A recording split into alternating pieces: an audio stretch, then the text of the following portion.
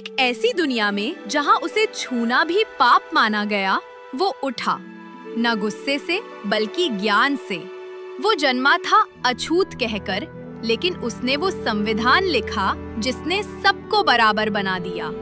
ये कहानी है डॉक्टर भीमराव रामजी अंबेडकर की, उस व्यक्ति की जिसने भारत को संविधान दिया और एक नई सोच दी। प्रारंभिक जीवन। भेदभाव में जन्मा एक महान व्यक्तित्व 14 अप्रैल 1891 मऊ मध्य प्रदेश में जन्मे भीमराव एक दलित महार परिवार से थे। बचपन से ही उन्हें अपमान सहना पड़ा। स्कूल में बैठने नहीं दिया जाता, पानी नहीं पीने दिया जाता, यहाँ तक कि उनकी किताबों को भी कोई छूता नहीं था। पर वो टूटे नहीं। उन्होंने तय किया, मैं इतना पढ़ूंगा कि एक दिन दुनिया मुझे सुनेगी। शिक्षा, सीमाओं से परे एक यात्रा। अपनी प्रतिभा के दम पर अंबेडकर को छात्रवृत्तियां मिली, जो उन्हें कोलंबिया यूनिवर्सिटी अमेरिका और लंदन स्कूल ऑफ इकोनॉमिक्स तक ले गईं। उन्होंने अर्थशास्त्र, कानून और राजनीति की पढ़ाई की और उस समय भारत के सबसे शिक्षित व्यक्तियों में गिने जाने लगे। कोलंबिया में उन्होंने सीखा कि असली स्वतंत्रता क्या होती है, बराबरी, न्याय और सम्मान।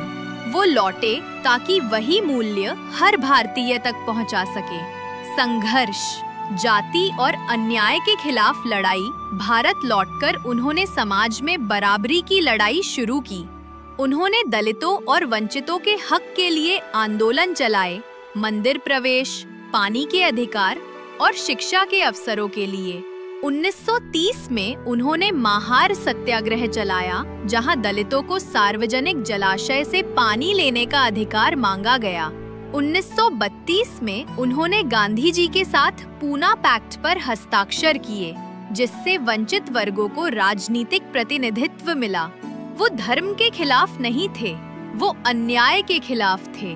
भारतीय संविधान के निर्माता जब भारत आजाद हुआ, डॉक्टर भीमराव अंबेडकर को संविधान निर्माण समिति का अध्यक्ष नियुक्त किया गया।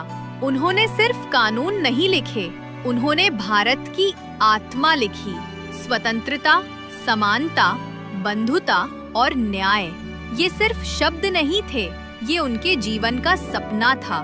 26 जनवरी 1950 जब भारत ने संविधान अपनाया, तो वो दिन उनके सपने की जीत थी। बौद्ध धर्म की ओर परिवर्तन। जीवन भर सामाजिक भेदभाव झेलने के बाद उन्होंने शांति और समानता के मार्ग को चुना। बौद्ध धर्म। 14 अक्टूबर 1956 को नागपुर में उन्होंने 5 लाख से अधिक अनुयायियों के साथ बौद्ध धर्म अपनाया। उन्होंने कहा था, मैं हिंदू के रूप में जन्मा हूँ, पर हिंदू के रूप में मरूंगा नहीं। और उन्होंने अपना वचन निभाया। मृत्यु और विरासत। 6 दिसंबर 1956 दिल्ली में उनका देहांत हुआ, पर उनका विचार अमर हो गया। आज हर शहर, हर गांव में उनकी मूर्तियां खड़ी है। एक हाथ में किताब, दूसरे में संविधान। ये याद दिलाने के लिए कि शिक्षा ही असली क्रांति है। उनका जन्मदिन, अंबेडकर जयंती, आज भी पूरे देश में समानता के प्रतीक के रूप में मनाया जाता है।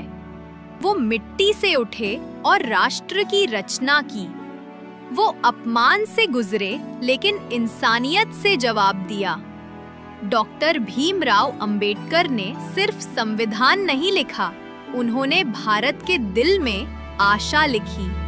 कमेंट में बताइए, आपके लिए स्वतंत्रता का क्या अर्थ है, और सब्सक्राइब करें ईरा अनकवर, क्योंकि हर युग कहता है एक कहानी।